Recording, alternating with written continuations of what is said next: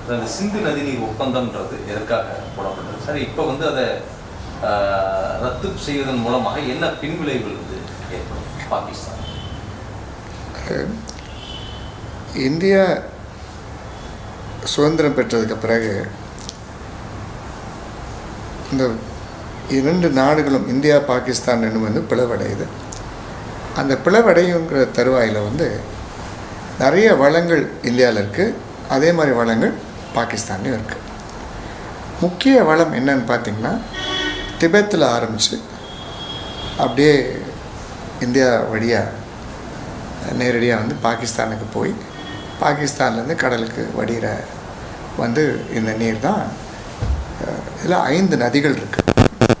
இந்த 5 நதிகளில் இந்த நீரோட்டம் ஆப்கானிஸ்தானுக்குள்ளாரையும் போகுது, அதை தாண்டி அது கண்டி நாட்டுக்குள்ளாரையும் ஒரு போகுது. அப்போ இந்த நீரோட்டம் என்ன பண்ணுதுன்னா, ஒரு பாகிஸ்தானுடைய ஒரு உயிர் நாடியாக இருக்குது. அப்போ இந்த நீர் என்ன, இதனுடைய பெரிய பிரச்சனை என்னென்னா, 47லேருந்து 60 வரைக்கும் தொடர்ந்து பேச்சுவார்த்தைகள் நடந்துக்கிட்டே இருக்குது. இந்த நதிநீரை எப்படி பகிர்ந்துக்கிறது, இந்த நதிநீரை வந்து அணை போட்டு தடுக்கலாமா அல்லது திசை திருப்பி விடலாமா, இந்தியாவுக்குள்ளேயே வச்சுக்கலாமா அப்படின்னு பல்வேறு விவாதங்கள் நடக்குது.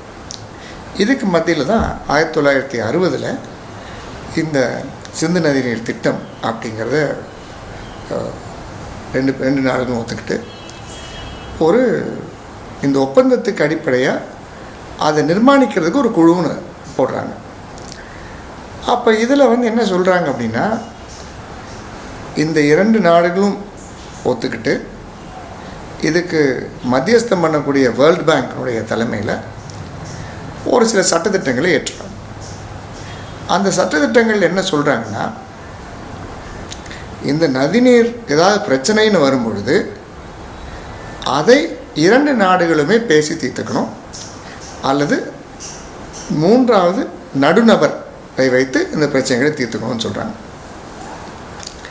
ஆனால் இந்த நதிநீர் மேலாண்மை குழு எப்படி போகுது அப்படின்னு பார்த்தீங்கன்னா, இதை அமைப்பதற்கு இந்தியாவும் வந்து கோடிக்கணக்கான பணத்தை கொடுக்குது, பாகிஸ்தானும் கோடிக்கணக்கான பணத்தை கொடுக்குறாங்க. கிட்டத்தட்ட 60 கோடி ரூபாய் இதுக்கு செலவு பண்ணுறாங்க. அந்த காலத்தில் 1960 அவ்வளோ பணத்தை செலவு பண்ணுறாங்க. இதெல்லாம் செய்து ஒரு மாதிரி அந்த நதிநீர் மேலாண்மை ஆணையம் வந்து நிர்மாணிக்கக்கூடிய ஒரு அமைப்பாக மாறுது. அதில் வந்து பாகிஸ்தானுக்கு வந்து நீர்நிலைகளை வந்து நம்பி தான் பாகிஸ்தான் இருக்குது. இந்த நதிகள் பாகிஸ்தான்லேருந்து எதுக்கெல்லாம் பயன்படுது அப்படின்னு பார்த்தீங்கன்னா, முதலாவது குடிநீர், அடுத்தது விவசாயம், 3வது மின்சாரம். இந்த 3 விஷயங்களுக்காக அங்கே பயன்படுது. அப்போது இந்த பயன்பாட்டில் இருந்து வேறு என்ன பிரச்சனை அப்படின்னு பார்த்தீங்கன்னா, இந்த நதிநீரை வந்து நம்ம இடைக்கால தடை போட்டோம்னாலோ அதை துண்டிச்சிட்டோம் அப்படின்னா 30% பாகிஸ்தானுடைய எரிபொருள் தேவை, குறிப்பாக இந்த மின்சார தேவைகள் வந்து தடைபட்டு போயிடும். அது மட்டும் இல்லாமல் விவசாயம் வந்து பயங்கரமாக தடைபட்டு போகும். ஏன்னா விவசாயம் என்பது 1 நாள் 2 நாட்கள் தண்ணி வரல அப்படின்னாலே பயிர்கள் வாட ஆரம்பிச்சிடும். இதை நம்பி தான் அந்த விவசாயமும் இருக்குது. அது மட்டும் இல்லாமல் நகர்ப்புறங்களில் இருக்கக்கூடிய தண்ணி வசதியை கொடுக்கறது வந்து இந்த நதிநீர் தான். அப்போது கடுமையான பாதிப்பை ஏற்படுத்தக்கூடிய ஒரு சூழ்நிலையை இந்த நதிநீர்கள் வந்து இதை தடை செய்தால் வந்துடும். பட் இதோட அதிகமான ஒரு தாக்கம் என்னவாக இருக்கும் அப்படின்னு பார்த்திங்கன்னா, ஒரு நீர் போர் உண்டாகிற ஒரு சூழ்நிலையில் நம்ம இருக்கோம். இதெல்லாம் வரும்னு தெரிஞ்சு தான் இந்த பிரச்சனைகள் வந்தது அப்படின்னா எப்படி அதை தீர்க்கிறது அப்படின்னு அதுக்கான அந்த ஆணையத்தில் அந்த சரத்துகள் இருக்குது. சரத்து எண் 9 சரத்து எண் 12 ரொம்ப தெளிவாக வந்து இந்த தீர்வுகளை எப்படி கொண்டு வரலாம் அப்படின்னு சொல்லியிருக்காங்க. இது ஒரு பக்கம் இருக்க,